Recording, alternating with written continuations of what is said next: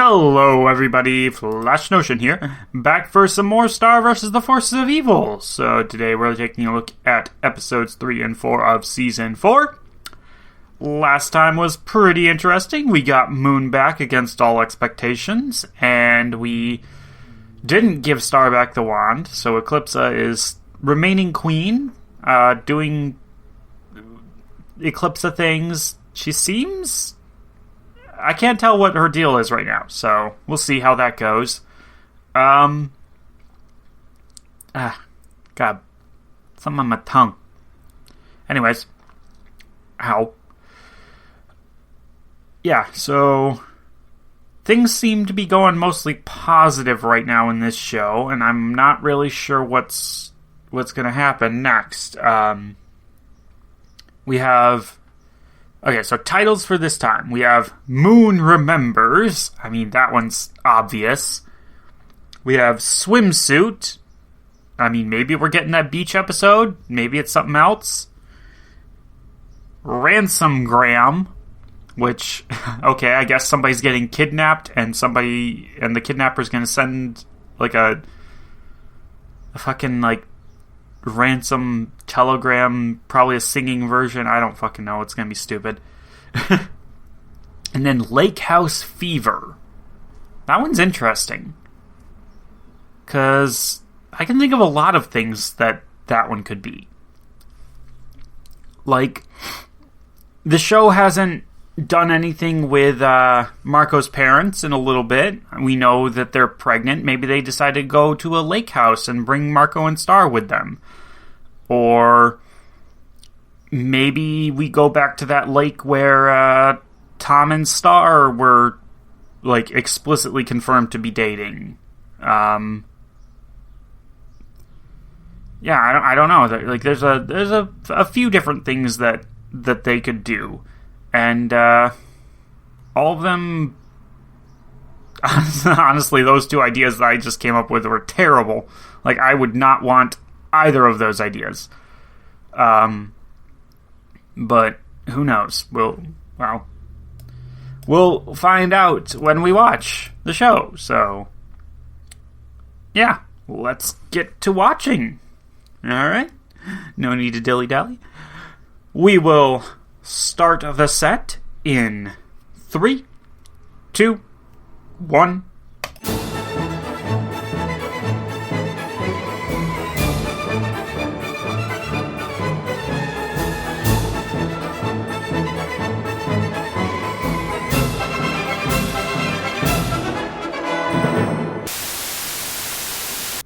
Okay. What do we even talk about? Alright, I guess we just go in order here. Okay, so wow. Yeah, a lot happened in these 4. Okay, so the first one. Moon doesn't trust Eclipsa. Yeah, I mean, that's understandable.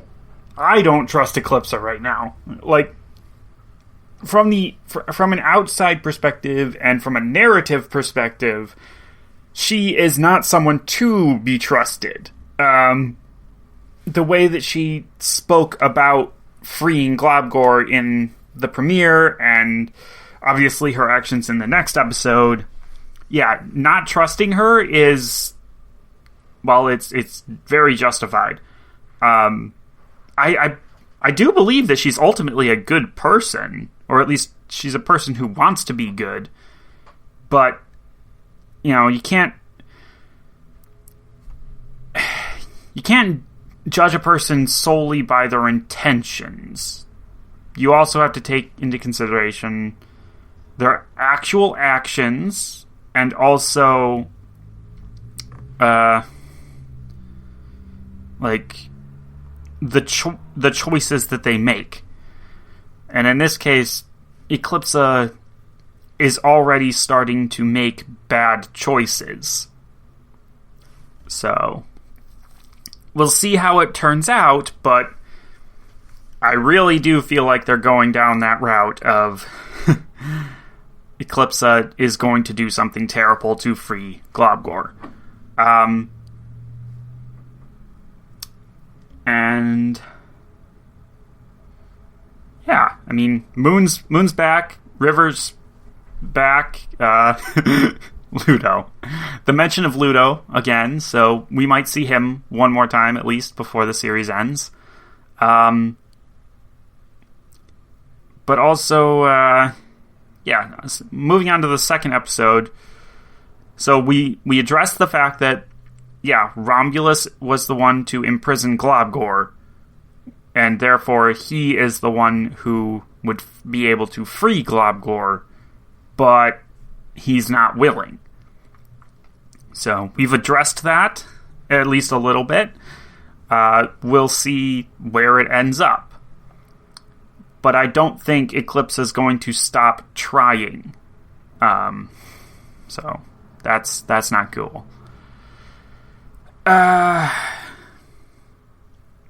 And yeah, I can only imagine how awful that would feel. What Eclipse did. Like, no, she should not have done that. And we're continuing the idea of this beach photo, which I'm really curious about. Let's see. I don't have all the episodes from like back in season 1. When was the last time that Star saw Father Time? Wasn't it during the Toffee incident? Like,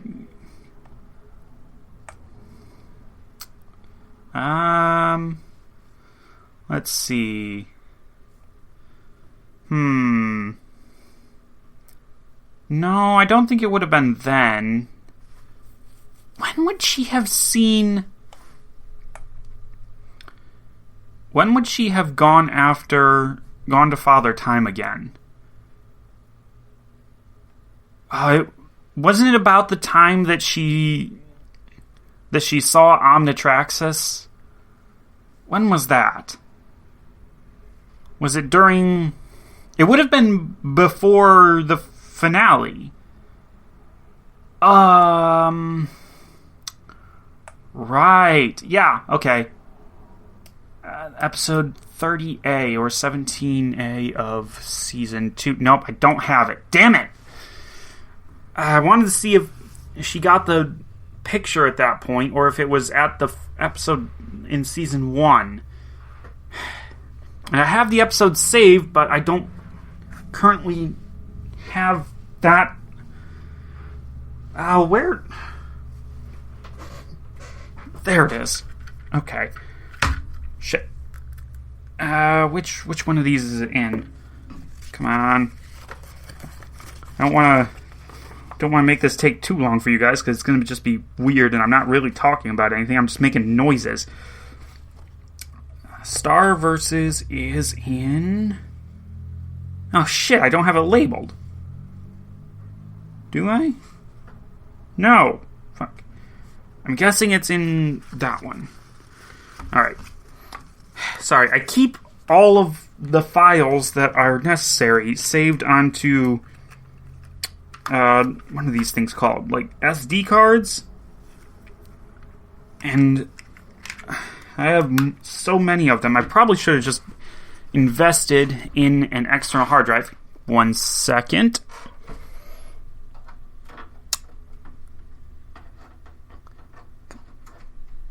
There we go. Okay.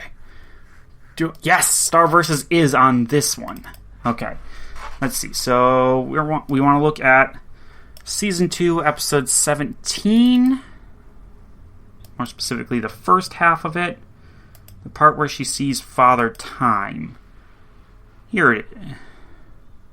Okay, so she just stumbles across him, and he just kind of ignores her. Okay, sure. So it wasn't then, was it? Would have been the... If we saw it on screen, it would have been in the first season. When... Sleep Spells... Freeze Day! Episode 9 of season 1. Okay. And it probably would have been near the end of that specific episode, so like the first half.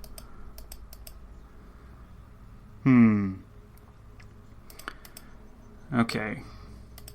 So, Around right here, maybe? Come on, show me. Show me the picture.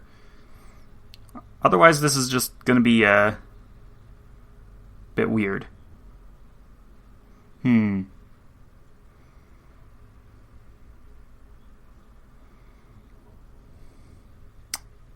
Well. Okay, so it doesn't appear that he... Does not appear that we actually got to see Father Time give her the picture. Unless I'm forgetting an instance where the two of them met. Yeah, it doesn't appear that we saw it. So... all that for nothing, then. Yeah. But still, the running thread for this season, aside from when's Eclipsa going to do something terrible, seems to be this beach photo, which is apparently going to take place after everything's cleared up, I'm guessing. But who knows? So yeah, that's interesting. The next one there, the Ransomgram one, that's hilarious. That's a hilarious episode. Because that episode might as well be called Star's Thirsty, the episode. It's like, she was definitely thirsting after Marco, and it kind of seemed like she was also thirsting after, let's see, they got her listed here. Brunzetta? Which, I mean, also understandable. Like, yeah, she's fucking wielding that hammer like she's, or not hammer, axe like she's Thor. With all the lightning and even the teleportation, she's got a fucking polar bear mount, looks like. And, I mean, she's also fucking ripped. So, like, yeah. Like, understandable why Star would be a little bit infatuated there. But, I mean, we've never seen Star express any interest in any other female characters before. So, I'm going to go with it was just platonic, and like she's just admiring this warrior with muscles and a really badass weapon. Like, yeah. But she was definitely thirsting after Marco, and like it was the same expressions, so like can very easily be taken in that way. Otherwise, aside from that, I mean, it's a very standard plot, and we once again got the whole other world there, and we teased it at the end there. Marco said he got his first gray hair, so we don't know how long he was there, but it was definitely years, and I mean, long enough for him to get a gray hair. Like, who knows when that happens? Like, Marco's at least half Hispanic, right? Like, we know his dad is like, Latino, Hispanic, whatever. So, like, we don't know what his mom is, I don't think. So, yeah, I don't know. Like, as far as I can remember, Hispanic, Latino people, like, their hair tends to stay its color longer. But I don't know, like, what that means for Marco. Yeah. So he could have gotten his first gray hair when he's like 40, maybe 50, or he could have gotten it not until he's like 70. I mean, in that world, he's going to stay ripped the entire time, probably, but like, I doubt Star would be currently, attracted to old man Marco.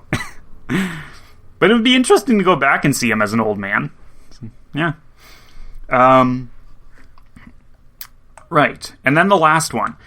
The last one, the most interesting thing that I take away from that, the last episode, was that Star got her iconic horns from Tom. That's new, as far as I can remember. Like, that's new information. She's had those from day one, and yet we never knew about it. Like, the fact that Tom gave those to her, that he influenced that aspect of her look, is pretty interesting.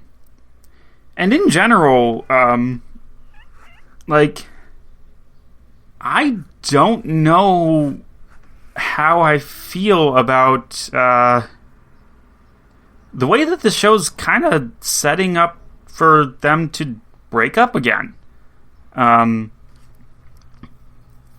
Because, like, in the past, Tom was, well, he was an entitled asshole. And Star breaking up with him and gravitating towards Marco, that felt like I was generally okay with it. Like, you know, I went on the whole spiel about, like, you know, they're kids, let them be kids, don't try and force it. But, like, yeah, I was okay with Star and Marco at least dating. But with the way that they've set things up here with Tom, like, he really has changed. He's improved himself a lot. And the indication is, like,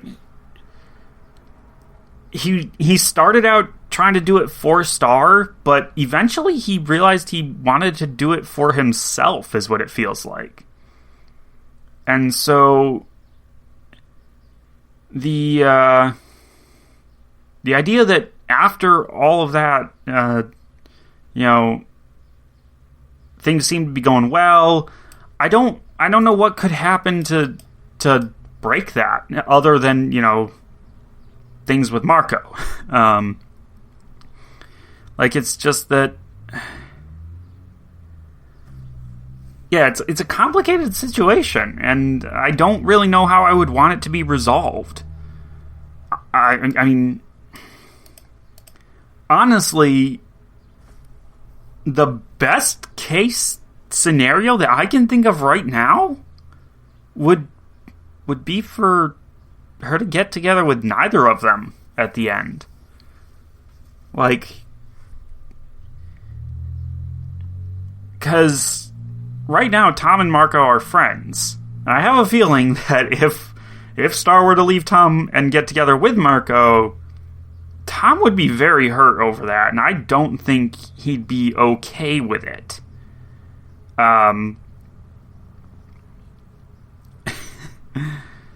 Just like, even in spite of all his, you know, improvements, I feel like, yeah, he would at the very least not want to be friends with either of them anymore. Like, it would just hurt too much. So, like, that's not a really good ending. But at the same time, I don't feel like the way everything's been set up with Marco, like, if, like, it I don't know, it's weird. Like, yeah, I don't feel like there's a good way to end that thread wherein everybody is happy. You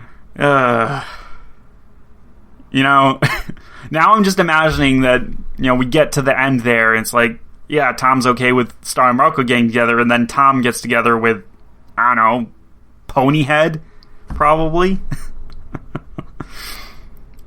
just getting there. I don't know how we would get there, but I'm noticed a little bit of a weird mouthfeel there. So, yeah, I don't know how we would get there, but it's definitely an ending that I could see happening, if only for them trying to play it for laughs.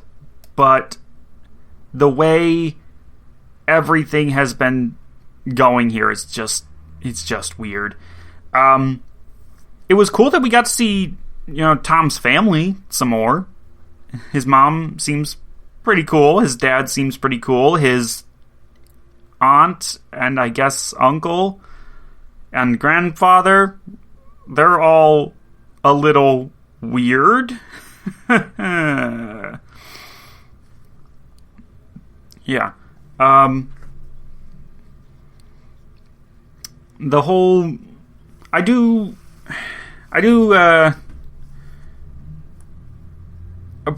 appreciate that we brought up the kiss thing again. And I do think that it was interesting the way they flipped around, because you would have expected Tom to be, secretly mad about it this whole time, and clearly he's, had feelings about it, but Star brings up the other opposite side of that point.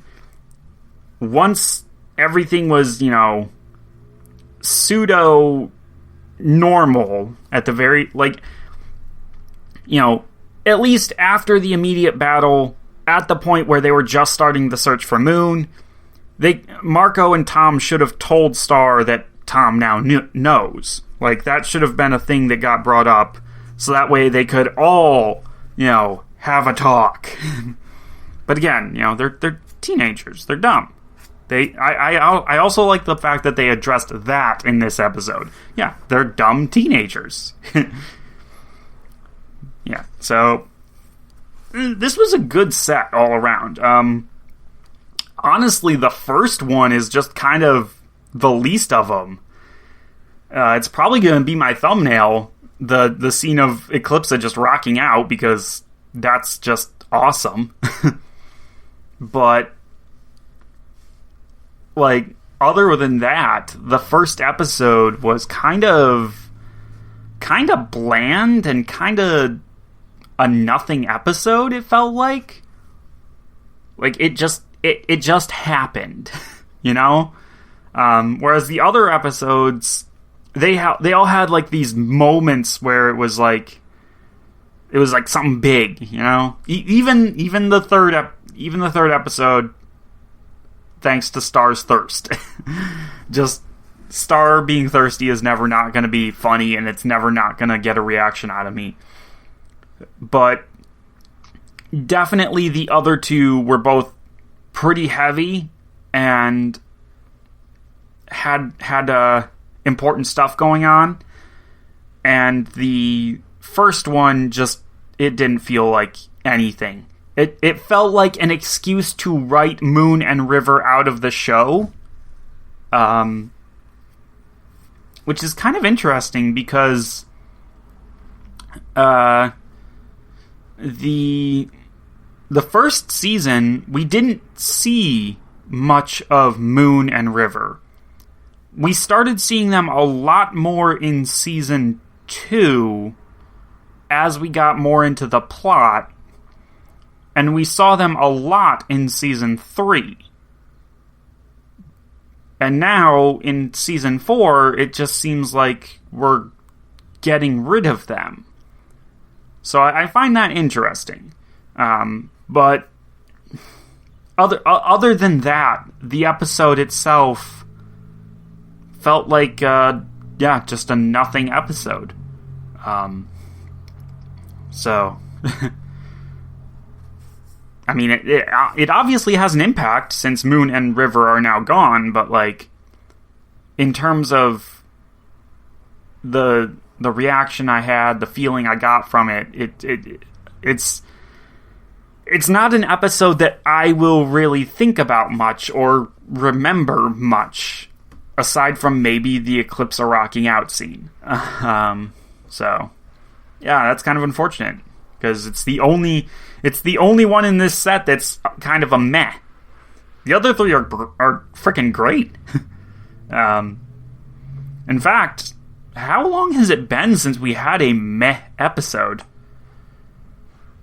Just because, well, okay, I guess the fucking, the Ponyhead episode at the start of last season finale, that episode was kind of not even much of a meh episode. It was just an episode that I didn't ever want to think about or watch again. So there's that one, but